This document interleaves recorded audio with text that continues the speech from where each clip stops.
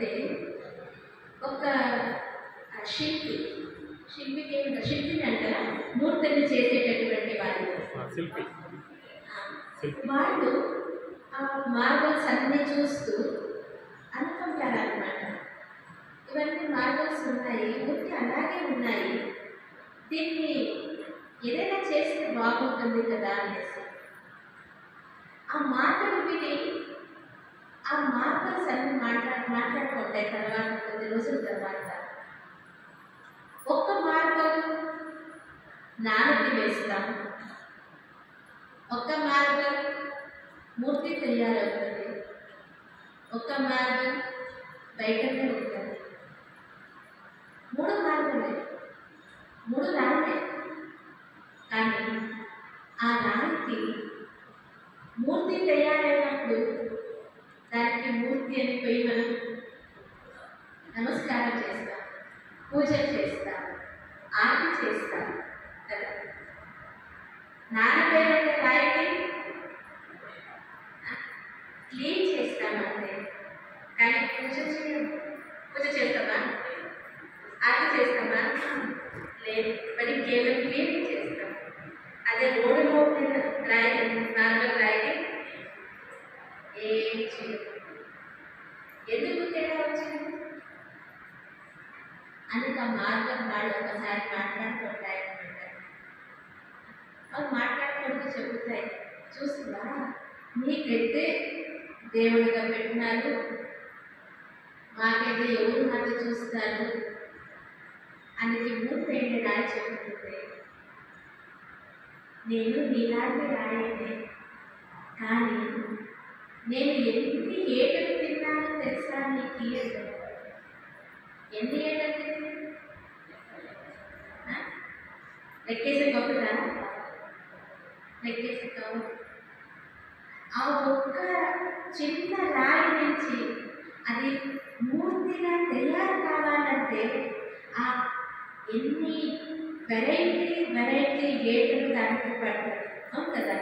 మొదలు పెద్ద సొత్తులో కొడతారు, తర్వాత చిన్న దాంట్లో కొడతారు, మరి తర్వాత ఇంకా చిన్న దాంట్లో కొడతారు, మరి లాస్ట్లో మరి ఆ ఒక్కొక్క కన్ను, ముక్కు, ఆ ఒక్కొక్క ఆకారం ఆ రాయికి ఇవ్వాలంటే ఆ శిల్పి ఎంత శ్రమ పడతారు.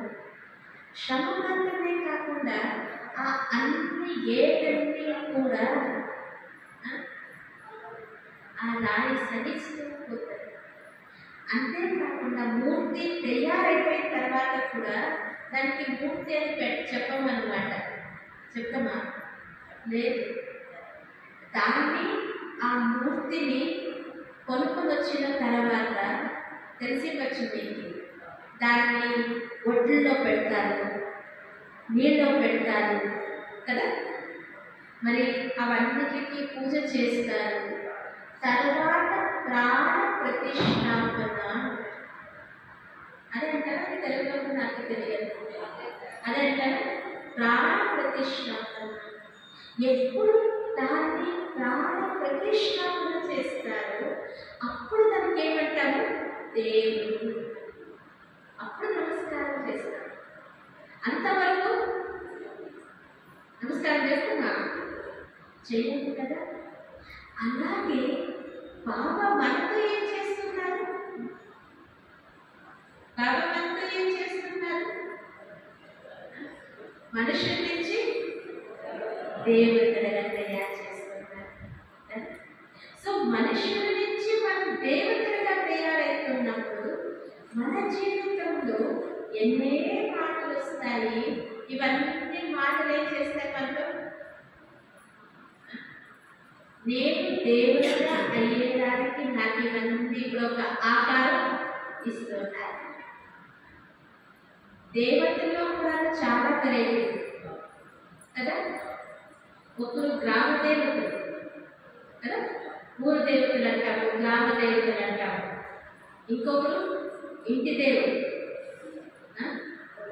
ఇంకొకరు కుల దేవతలు, మా కులానికి వీళ్ళు దేవతలు అంటారు.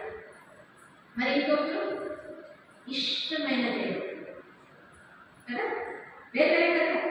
మన కులదేవతలు ఎక్కడో సార్ ఉండొచ్చు, ఇంటి దేవుడు అమ్మవారు ఉండొచ్చు, కానీ నాకు ఇష్టం గణపతి అంటారు కదా. ఊరు దేవుడు వేరే, ఇంటి దేవుడు వేరే, కులదేవత వేరే, ఇష్ట దేవుడు మనలో కావాలి కదా. ఎందుకంటే గ్రామ దేవతల్ని గ్రామానికి బయట పూజ చేస్తారు. మామూలు అంటే ఇప్పుడైతే ఊళ్ళు పెద్దగా అయిపోయినాయి కాబట్టి గ్రామ దేవస్థానాలు కూడా ఊరు లోపలే ఉన్నాయి. ఒక మొదట కాలంలో లెక్కేసింది గ్రామ దేవతలు గ్రామం బయట ఉంటుండేది అన్నమాట. గ్రామాన్ని కాపాడుతారు అనేసి బయట పెట్టేవాళ్ళు అన్నమాట. కులదేవత ఎక్కడో ఉంటారు. ఇంటి దేవుడు కూడా మనం సంవత్సరానికి ఒకసారి ఇంటి దేవుడికి పూజ చేసుకొస్తారు. కానీ ఇష్ట దేవుడిది లాకెట్ వేసుకుంటారు. ఇంటి దేవుడు లాకెట్ వేసుకుంటారా? వేసుకుంటారా? చాలా తక్కువ మంది వేసుకుంటారు. కులదేవుడికి కూడా లాకెట్ వేసుకొని ఎవరు కూడా చాలా తక్కువ మంది వేసుకుంటారు. కానీ ఇష్టమైన దేవుడిది లాకెట్ వేసుకుంటారు. అందుకే బాగా మనతో కూడా మనం ఎలాంటి కావాలి? ఇష్ట దేవతలు. ఎవరు ఇష్ట దేవతలు అయినారు వాడు అష్టశక్తుల్లో సంపన్నులు అయినారు కాబట్టి వాడు ఇష్ట దేవతలు అవ్వాలి. కానీ ఆ అన్ని శక్తులు మనకి ఎలా వస్తుంది? బాగా స్మృతి నుంచి వస్తుంది. ఎంత మనం బాగానే స్మృతి చేసుకుపోతామో అంత మనకు ఆ